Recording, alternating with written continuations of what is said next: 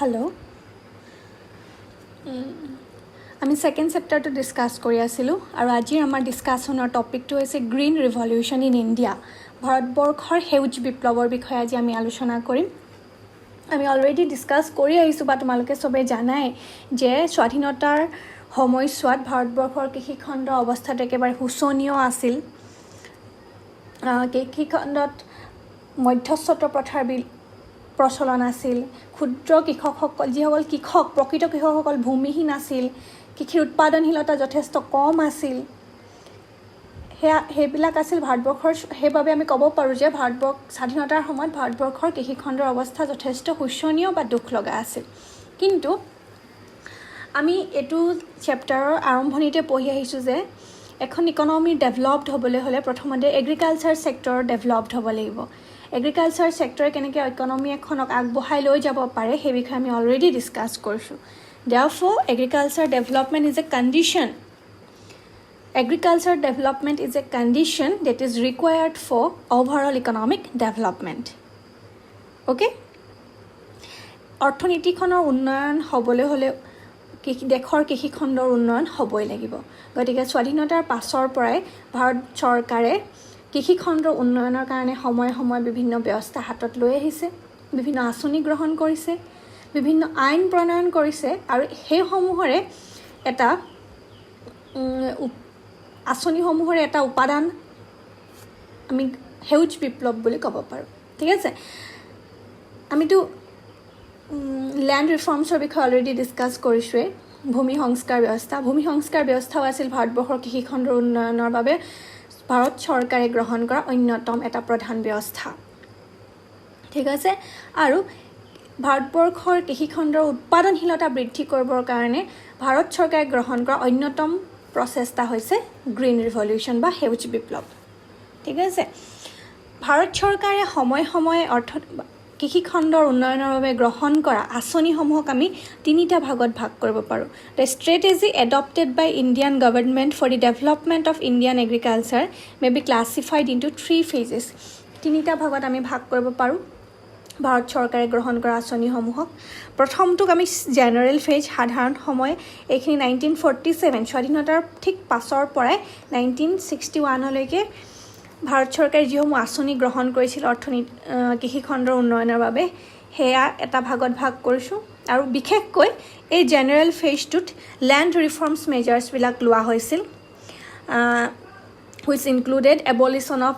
intermediaries tenancy reforms ceiling on land holdings consolidation of holdings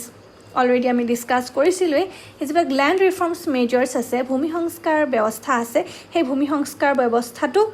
এই ফেজৰ অন্তৰ্ভুক্ত কৰা হৈছে জেনেৰেল ফেজটো অন্তৰ্ভুক্ত কৰা হৈছে ঠিক আছে সেকেন্ডটোক আমি ক'ব পাৰোঁ ইন্টেনসিভ ফেজ আৰু সেই ফেজটো আছিলে 1961ৰ পৰা 1965লৈকে ঠিক আছে আৰু এই সময়ছোৱাতে intensive agriculture district program was launched কি কৈছোঁ intensive agricultural district program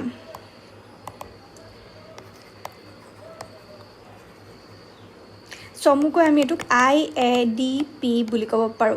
was launched in 1961 এইটো তোমালোকৰ 1 মাৰ্কছৰ যিবিলাক মাল্টিপল চইচ কুৱেশ্যন আছে এইবিলাকৰ কাৰণে আহিব পাৰে ঠিক আছে এই ইন্টেনসিভ এগ্ৰিকালচাৰ ডিষ্ট্ৰিক্ট প্ৰগ্ৰেমৰ অনুসৰি কি কৰিছিলে ভাৰত চৰকাৰে কৃষি উন্নয়নৰ বাবে কেইটামান পাৰ্টিকুলাৰ ডিষ্ট্ৰিক্ট কৃষি উৎপাদন বৃদ্ধি কৰিবৰ কাৰণে কিছুমান বিশেষ জিলা বা বিশেষ অঞ্চল কিছুমান চিনাক্ত কৰি লৈছিল আৰু সেই চিনাক্ত কৰা অঞ্চলসমূহৰ উৎপাদনশীলতা বৃদ্ধি কৰিবৰ কাৰণে কিছুমান পেকেজ প্ৰগ্ৰেম লৈছিল কি কৈছোঁ যে পেকেজ প্ৰগ্ৰেম লৈছিল কিছুমান গোটেই সমগ্ৰ ভাৰতবৰ্ষৰে মানে ৱাইড ৰেঞ্জত এগ্ৰিকালচাৰ প্ৰডাক্টিভিটি বৃদ্ধি কৰাৰ লক্ষ্যৰ সলনি কিছুমান বিশেষ অঞ্চল চিনাক্ত কৰি লৈছিল বা বিশেষ জিলা চিনাক্ত কৰি লোৱা হৈছিল যিসমূহত কৃষি উৎপাদনশীলতা বৃদ্ধিৰ বাবে বিশেষ ব্যৱস্থা গ্ৰহণ কৰিছিল পেকেজ প্ৰগ্ৰেম কিছুমান লৈছিল এই পেকেজবিলাকত সোমাই আছিলে ইম্প্ৰুভড চিডছ উন্নত মানৰ শস্য ফাৰ্টিলাইজাৰ্ছ ৰাসায়নিক সাৰ পেষ্টিচাইডছ কীটনাশক দ্ৰব্য ইম্প্ৰুভড ইমপ্লিমেণ্টছ মেচিনেৰিজবিলাক যিবিলাক আধুনিক যন্ত্ৰপাতি তেনেকুৱা ধৰণৰ সেইসমূহ ব্যৱহাৰ কৰি সেই আধুনিক প্ৰযুক্তিবিদ্যা ব্যৱহাৰ কৰি সেই বিশেষ অঞ্চলসমূহৰ কৃষিৰ উৎপাদন বৃদ্ধি কৰিবৰ কাৰণে আঁচনি তৈয়াৰ কৰিছিল এই আঁচনিখনৰ নাম হৈছে ইণ্টেনচিভ এগ্ৰিকালচাৰেল ডেভেলপমেণ্ট প্ৰগ্ৰেম ঠিক আছে আৰু লগতে এই আঁচনি যিবিলাক ডিষ্ট্ৰিক্টত বা যিবিলাক অঞ্চলত লোৱা হৈছিল সেইবিলাকক ৱাটাৰ ছাপ্লাইৰ ব্যৱস্থা কৰিছিল জলসিঞ্চনৰ মানে 12 মাহে জলসিঞ্চনৰ ব্যৱস্থা থাকিব লাগিব য'ত যিবিলাক এনেকুৱা কিছুমান অঞ্চল চিনাক্ত কৰি লৈছিল কৃষি উৎপাদন বৃদ্ধিৰ বাবে পেকেজ প্ৰগ্ৰেম ল'বৰ কাৰণে যিসমূহত খৰাং বা বানপানীৰ সমস্যা বানপানী হোৱাৰ প্ৰবেবিলিটি যথেষ্ট কম হয় ঠিক আছে তেনেকুৱা ধৰণৰ কিছুমান অঞ্চল বিশেষভাৱে বাছনি কৰি এই আঁচনিখন ৰূপায়ণ কৰিছিল পেকেজ প্ৰগ্ৰেম লৈছিল এগ্ৰিকালচাৰ ডেভেলপমেণ্টৰ কাৰণে ওকে আৰু থাৰ্ডটো হৈছে স্পেচিয়েলাইজড ফেজ যেটো আৰম্ভ হৈছে 1965ৰ পৰা এটো চলি আছে আৰু এই স্পেচিয়েলাইজড ফেজৰে এটা আঁচনি হৈছে অন্যতম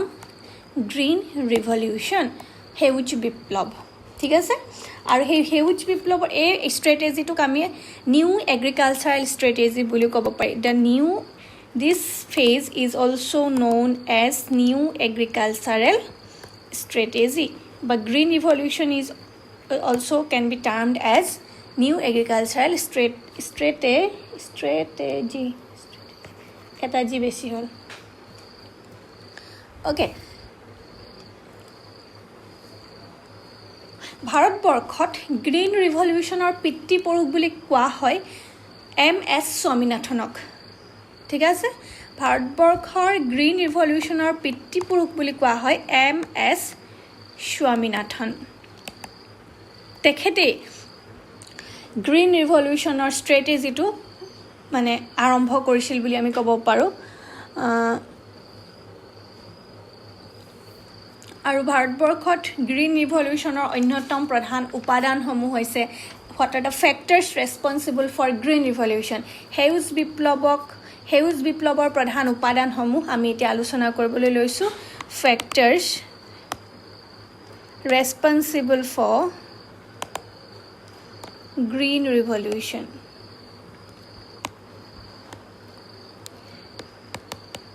সেউজ বিপ্লৱৰ প্ৰধান উপাদানসমূহ কি তাক আমি কেইবাটাও ভাগত ভাগ কৰিব পাৰোঁ ইয়াৰ প্ৰধান উপাদান আমি ক'ব পাৰোঁ যে এক নম্বৰটো হৈছে সাপ্লাই অফ নিউ ইনপুটছ কৃষি কাৰ্যৰ বাবে আধুনিক উপাদানৰ যোগান yes কৃষি কাৰ্যৰ বাবে আধুনিক উপাদানৰ যোগান প্ৰথম উপাদান হৈছে গ্ৰীণ ৰিভলিউশ্যনৰ সেউজ বিপ্লৱৰ প্ৰথমটো উপাদান হৈছে কৃষি কাৰ্যৰ কাৰণে নতুন কেঁচা সামগ্ৰী বা নতুন উপাদানৰ যোগান বুলি ক'লে ইয়াত কি সোমাই থাকিব পাৰে এক নম্বৰটো হৈছে এডপশ্যন অফ HYV seeds বুলি কওঁ হাই yielding variety seeds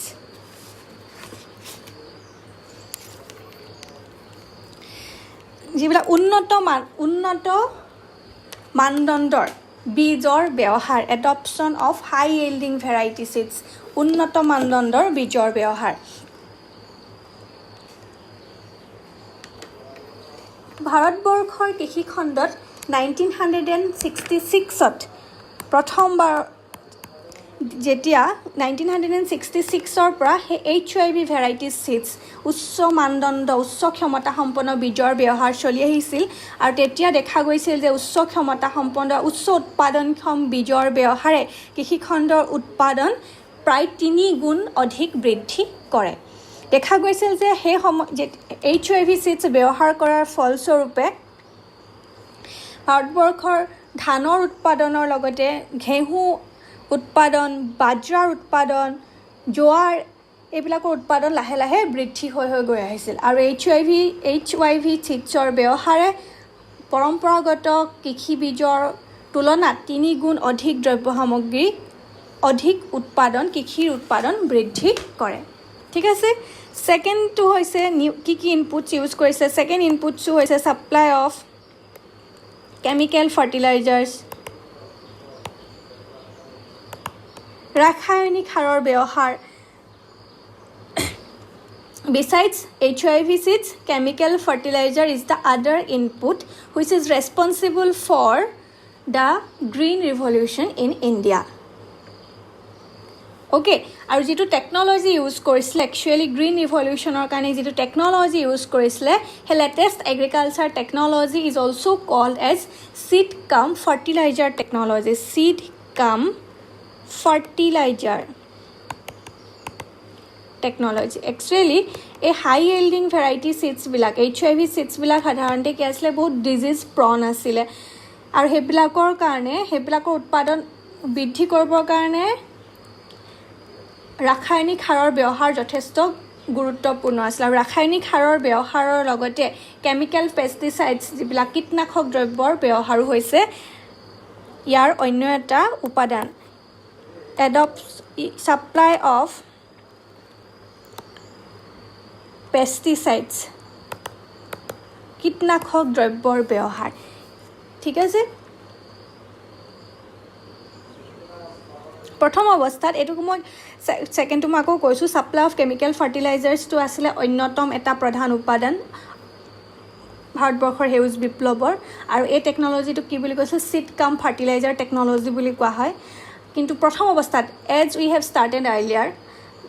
big fertilizer factories had come into existence in India during the first three plans তৃতীয় প্ৰথম যিখন তিনিখন যে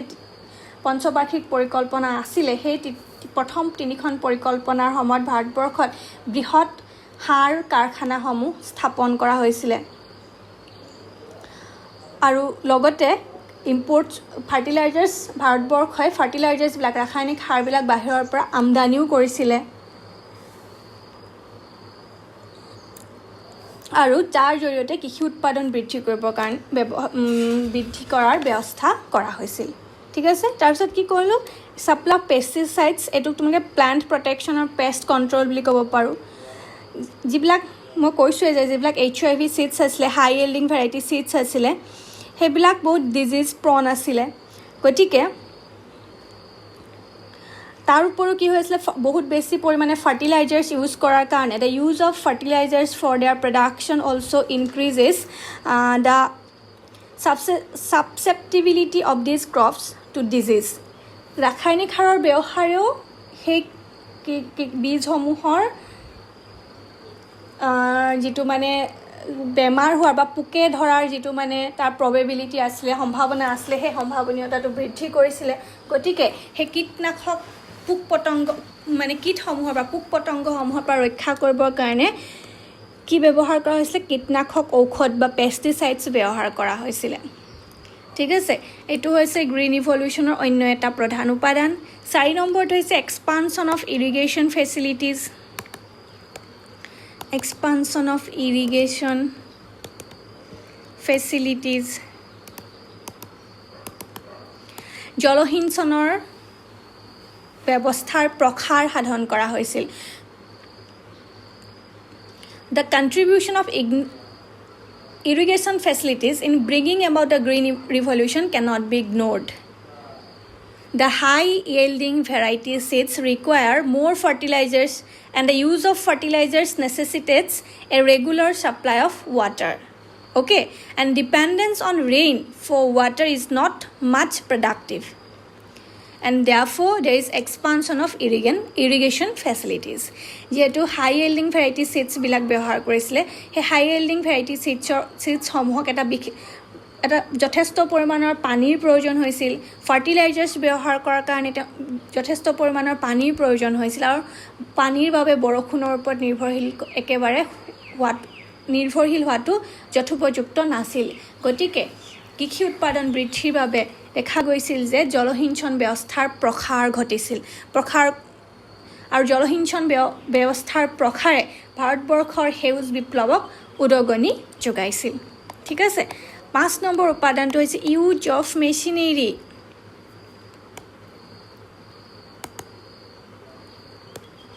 use of machinery means new agriculture, যিহেতু আমি কৈছোঁ গ্ৰীণ ৰিভলিউশ্যনটোক আমি কি ক'ব পাৰোঁ, নিউ এগ্ৰিকালচাৰেল ষ্ট্ৰেটেজি। তাত মানে বৃহৎ হাৰত কৃষি কাৰ্য কৰিবৰ কাৰণে যন্ত্ৰ পাতিৰ ব্যৱহাৰ কৰা হৈছিল। বৃহৎ হাৰত কৃষি কাৰ্য সম্পাদন কৰিবৰ কাৰণে, খেতি কৰিবৰ কাৰণে, মানে খেতিৰ আৰম্ভণিৰ সময়তো বা খেতি চপাবৰ সময়তো দেখা গৈছিল যে যন্ত্ৰ পাতিৰ ওপৰত নিৰ্ভৰশীল হৈ পৰিছিল। আৰু এই যন্ত্ৰ পাতিৰ প্ৰয়োগে ভাৰতবৰ্ষৰ সেউজ বিপ্লৱক উদগনি যোগাইছিল। ঠিক আছে, এইটো প্ৰথম উপাদানটোৱে হৈছে ছাপ্লাই অফ নিউ ইনপুটছ, কৃষি কাৰ্যৰ বাবে নতুন উপাদানৰ যোগান। ছেকেণ্ডটো হৈছে মেইন পইণ্ট, ছেকেণ্ডটো হৈছে ডেভেলপমেণ্ট অফ ইনফ্ৰাষ্ট্ৰাকচাৰ, সেউজ বিপ্লৱত উদগনি যোগোৱা। দ্বিতীয়টো উপাদান হৈছে ডেভেলপমেণ্ট অফ ইনফ্ৰাষ্ট্ৰাকচাৰ,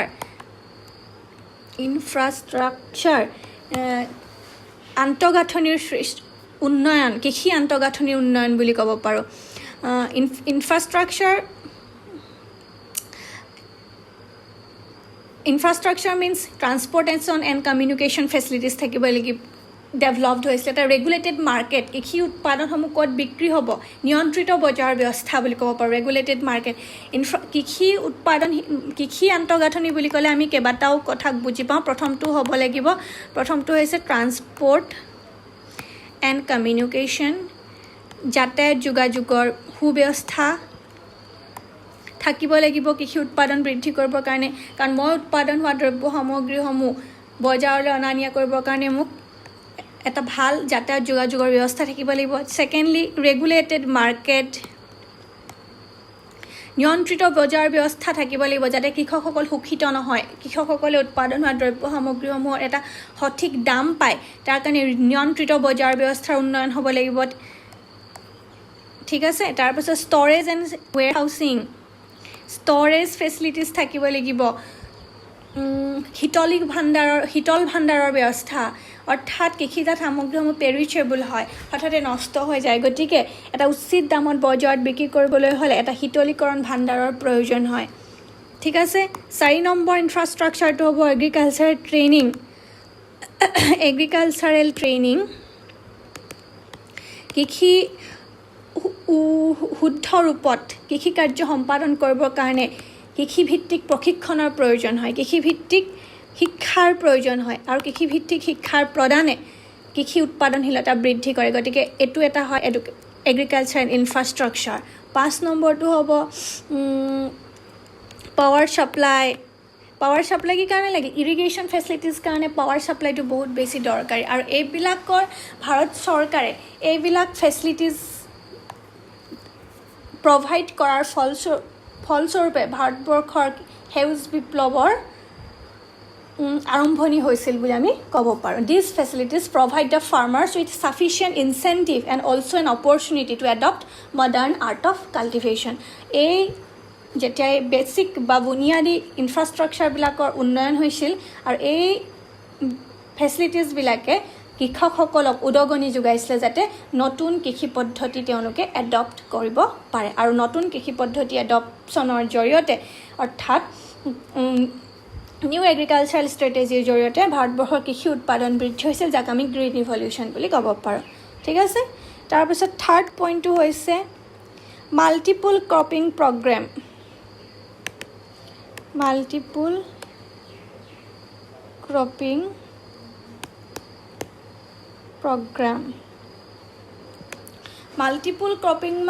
প্ৰগ্ৰেম হৈছে তোমালোকৰ হ'ব শস্য ৰোপণ আৰ্হি। মাল্টিপল হ'লে কেইবা ধৰণৰো শস্য ৰোপণ, একে সময়তে যেতিয়া বেলেগ বেলেগ ধৰণৰ শস্য একে টুকুৰা মাটিতে একে সময়তে যদি কেইবাটাও শস্য উৎপাদন কৰে, তেতিয়া আমি তাক মাল্টিপল ক্ৰপিং পেটাৰ্ণ বুলি ক'ব পাৰোঁ। ঠিক আছে, ধৰি লোৱা মাল্টিপল ক্ৰপিং প্ৰগ্ৰেমটো এনেকুৱা হ'ব পাৰে, ধৰি লোৱা এটুকুৰা মাটিত তুমি চাহ গছ ৰুইছা, চাহ গছৰ মাজে মাজে তামোল গছ ৰুই দিছা, তামোল গছত পাণ লগাইছা, জালুক লগাইছা, তেতিয়া সেইটোক আমি কওঁ মাল্টিপল ক্ৰপিং পেটাৰ্ণ। ঠিক আছে, আৰু সেই মাল্টিপল ক্ৰপিং পেটাৰ্ণে লেণ্ড ইউটিলাইজেশ্যনটো, অপ্টিমাম ইউটিলাইজেশ্যন লেণ্ড, কৃষিৰ কাম্যতম ব্যৱহাৰত সহায় কৰে। আৰু সেই মাল্টিপল ক্ৰপিং প্ৰগ্ৰেমবিলাকে ভাৰতবৰ্ষৰ কৃষিৰ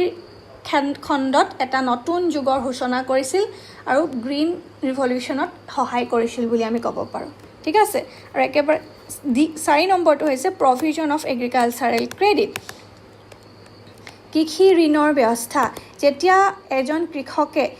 মডাৰ্ণ এগ্ৰিকালচাৰেল ষ্ট্ৰেটেজি এডপ্ট কৰিব তেওঁ HIV চিডছ কিনিবৰ কাৰণে ইৰিগেশ্যন ফেচিলিটিজৰ কাৰণে বা নতুন মেচিনেৰিজ কিনিবৰ কাৰণে যেতিয়া তেখেতক টকাৰ প্ৰয়োজন হ'ব আৰু চৰকাৰে যেতিয়া কম সুদৰ হাৰতে সেই কৃষি ঋণ প্ৰদানৰ ব্যৱস্থা কৰিব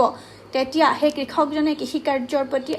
আগ্ৰহী হৈ পৰিব আৰু হেতুকে আমি ক'ব পাৰোঁ আৰু যাৰ ফলস্বৰূপে ভাৰত চৰকাৰে এই কৃষি ঋণৰ সুব্যৱস্থা কৰিছিল যাৰ ফলস্বৰূপে ভাৰতবৰ্ষত NABARD National Bank for Agriculture and Rural Development স্থাপন কৰা হৈছিল যাৰ জৰিয়তে এই নাবাৰ্ডৰ মূল উদ্দেশ্যটোৱে হৈছে কৃষি খণ্ডত উন্নয়ন সাধন কৰা আৰু নাবাৰ্ডৰ জৰিয়তে কৃষি খণ্ডৰ বাবে কম সুদৰ হাৰত কৃষি ঋণৰ ব্যৱস্থা কৰা হৈছিল আৰু কৃষি ঋণ কম সুদৰ হাৰতে কৃষকসকলে কৃষি ঋণ উপলব্ধ হোৱাৰ বাবে নতুন এগ্ৰিকালচাৰেল ষ্ট্ৰেটেজি এডপ্ট কৰিবৰ কাৰণে তেওঁলোক উৎসাহী হৈছিল ঠিক আছে তাৰ পাছত আহিলে 5 নম্বৰটো হৈছে incentive prices The adoption of new agricultural technology has increased not only production but also expenditure because of new inputs. Therefore, the prices of agricultural commodities must be reasonably high so as to ensure that not only are the farmers able to meet the expenditure incurred on the purchase of new inputs but are also able to reap more profits through the adoption of modern technology. Okay, and therefore it is essential to assure them to certain minimum prices for their products. যেতিয়া new agriculture strategy adopt কৰিছিলে কৃষকসকলে new agriculture policy adopt কৰাৰ কাৰণে কৃষি উৎপাদন বৃদ্ধি হোৱাই নহয় কৃষি ব্যয়ো বৃদ্ধি হৈছিল কৃষি কাৰ্যৰ লগত জড়িত ব্যয়ৰ পৰিমাণো অধিকভাৱে বৃদ্ধি হৈছিল কাৰণ তেওঁলোকে HIV চিডছ কিনি ক্ৰয় কৰিব লগা হৈছিল ৰাসায়নিক সাৰ পেষ্টিচাইডছ ক্ৰয় কৰিব লগা হৈছিল ইৰিগেশ্যন ফেচিলিটিজ জলসিঞ্চনৰ ব্যৱস্থা কৰাৰ কাৰণে পাৱাৰ অত্যাধিক ব্যৱহাৰ কৰিছিল যাৰ ফলত ইলেক্ট্ৰিচিটি বিল ইত্যাদি বৃদ্ধি হৈছিল অৰ্থাৎ কৃষি উৎপাদন ব্যয় বৃদ্ধি পাইছিল গতিকে তেওঁলোকে উৎপাদন হোৱা দ্ৰব্য সামগ্ৰীসমূহ বজাৰত বিক্ৰী কৰি যাতে লাভ অৰ্জন কৰিব পাৰে লাভ অৰ্জন কৰিবৰ কাৰণে চৰকাৰে মিনিমাম প্ৰাইচ ছেট কৰিছিল মিনিমাম ছাপোৰ্ট প্ৰাইচ যাতকৈ